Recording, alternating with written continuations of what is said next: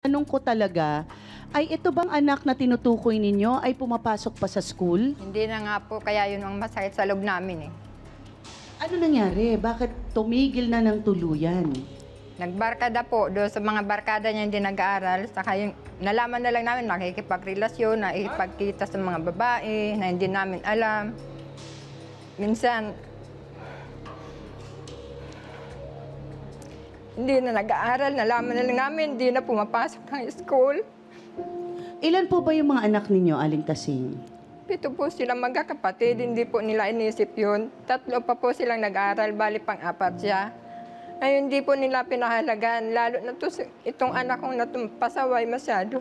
Lalo na magtatapos na sana siya ngayon taon sa high school man lang po. Masaya na kami doon, dahil yun lang ang kaya namin itaguyod sa kanila. Mapagtapos namin sila sa abot ng aming makakaya, sa laki ng hinarap namin sa araw-araw. Yung sumunod, wala ba kayong anak na nakapagtapos at nakakatulong sa inyo? May nakapagtapos po kaming anak na isa sa ALS lang po. Nagsikap din sa sarili niya para makapagtapos ng ALS. May asawa na din po yun. Kaya sa amin wala pong tumutulong, kundi kami lang dalawang mag-asawa. Kaya sinisikap mo na itong pang-4 mong anak na ito ay mag-aral talaga, no? Sana nga po mag-aral siya, magtapos man lang. Nang siya man lang makapagtrabaho, makaalalay sa amin, makatulong. Kaso yun po ang ginawa niya sa amin. Pero nag-uusap kayo nung nakikita nyo na medyo tinatamad na sa pag-aaral. Kinakausap nyo ba? Kinakausap naman po namin, bakit ka nagkakaganyan?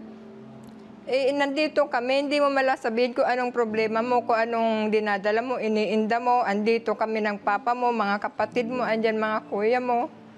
Eh, hindi ko alam, hindi naman po nasagot eh. Nasaktan nyo ba ito minsan? Nasaktan ko po siya minsan. Sobrang galit ko po at binalang-balang niya ako ng sagot.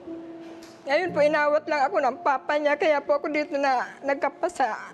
Inawat po, natabig po kung gano'n ang asawa ko. Tama na kasi yan. Marvin, mag ka na sasagot sa mama mo. Sabi ko, salbahe ka talaga. Nabanggit nyo ho na may ka-live-in partner siya. Eh bakit umabot na sa pag-live-in hindi na nga nag-aaral? Hindi po namin alam. Bigla na lang pong dumating na may kasamang babae sa bahay. Hindi po namin paghiwalay, pilit po sila nagsasama na hindi namin alam. Sabi ko, ano na lang gagawin namin para sa'yo? Matauhan ka man lang, maawa ka sa amin.